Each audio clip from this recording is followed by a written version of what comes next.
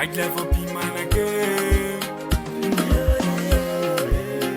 Gloria, Gloria.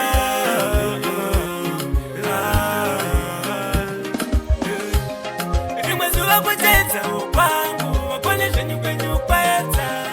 Rimazuwa zangu idema, rimazuwa nitawaomba rume. Rimazuwa kujenza upangu, wakonesha nyukenyu kweta.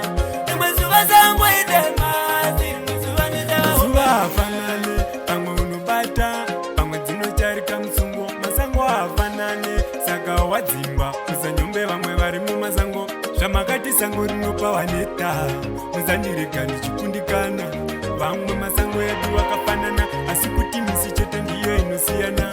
Iyo rimwe zuva kujedza upangu, kone zvenyu kwenyu kwedza, rimwe zuva sango idema, rimwe zuva nitavaomba rume, rimwe zuva kujedza upangu, kone zvenyu kwenyu kwedza, rimwe zuva sango idema, rimwe zuva nitavaomba rume. Zvamakandirimbisa kuti pandakasungirirwa ndopandichadya, ndakangotarira chiringazuva kuti nai Mwari nanhasi ndikabata njiva ndoisa patafura, vari kumatenga magwani vachisarura, handifeme zvemakwekwe musango ndingasara, paupenyu hwapa chaikweva yavanachora sawa.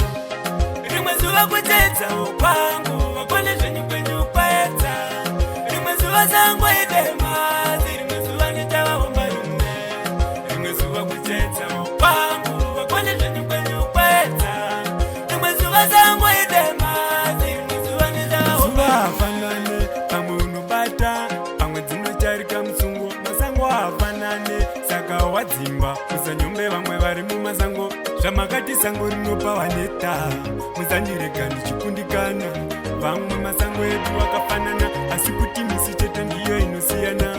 Iyo rimwe zuva kujedza upangu, wakone zvenyu kwenyu kwedza, rimwe zuva sango idema, rimwe zuva nitavaomba rume, rimwe zuva kujedza upangu, wakone zvenyu kwenyu kwedza, rimwe zuva sango idema, rimwe zuva nitavaomba rume. Zvamakandirimbisa kuti pandakasungirirwa ndopandichadya, ndakangotarira chiringazuva kuti nai Mwari nanhasi ndikabata njiva ndoisa patafura,